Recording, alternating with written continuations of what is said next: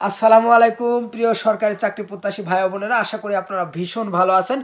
আমিও ভালো আছি। তো আপনাদের জন্য একটা সুখবর নিয়ে এসেছি।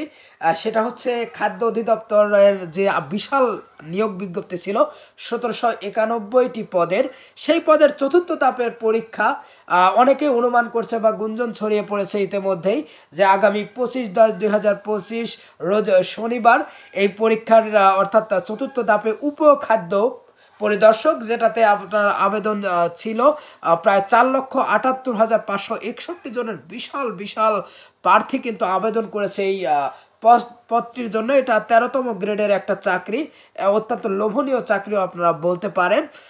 তো এই উপখাদ্য পরিদর্শকের এই পোস্টটিতে যে এত সংখ্যক প্রার্থী আবেদন করেছে, যার কারণে ঢাকায় আসলে পরীক্ষা নেওয়া সম্ভব হয়নি।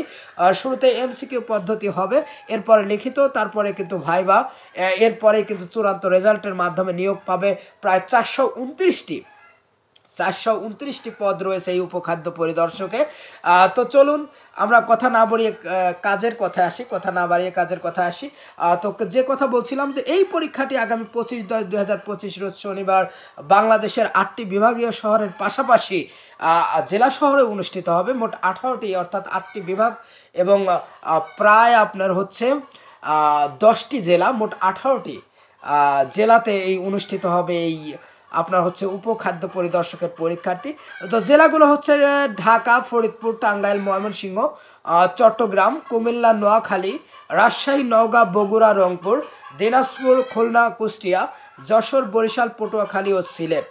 তো আপনারা বুঝতে পারছেন মোট 18টি জেলায় কিন্তু এই পরীক্ষাটি অনুষ্ঠিত হবে 25/10/2025 রোজ শনিবার সকাল 10টা থেকে 11টার মধ্যে, এমনটাই অনেকেই গুঞ্জন ছড়িয়েছেন। ঘটনা সত্যি হলেও হতে পারে, হয়তো আপনারা আগামী সপ্তাহে নোটিশ পেতে পারেন যদি পরীক্ষা হয় 25 তারিখে। আমি ঠিক বলতে পারছি না, তবে এরকম একটা গুঞ্জন শোনা যাচ্ছে। 4,78,561 জন প্রার্থী কিন্তু রয়েছে। তো আপনাদের এটা আমি জানালাম। আশা করি যারা আপনারা ইতিমধ্যেই প্রস্তুতি সম্পন্ন করেছেন নিজেদেরকে ভালোভাবে। আর সামনে আরও যেহেতু 12টা দিন রয়েছে, আজকে 12 তারিখ, আরও 12 দিন অর্থাৎ 24 তারিখ এবং এর পরেই 25 তারিখ, আপনারা প্রায় 13 দিন সময় পাচ্ছেন আপনারা। তো এক্ষেত্রে নিজেদেরকে একটু রিভিশন দিয়ে আপনারা আরও ভালো করে প্রিপারেশনটা কমপ্লিট করতে পারেন।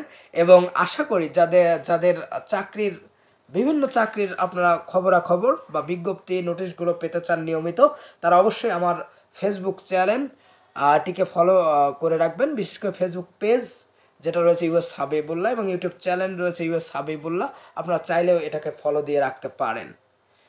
তো সবার আমি সুস্বাস্থ্য এবং দীর্ঘায়ু কামনা করছি। আশা করি আপনারা উপখাদ্য পরিদর্শকে আপনাদের সবার সফলতা কামনা করেছি। ধন্যবাদ সবাই।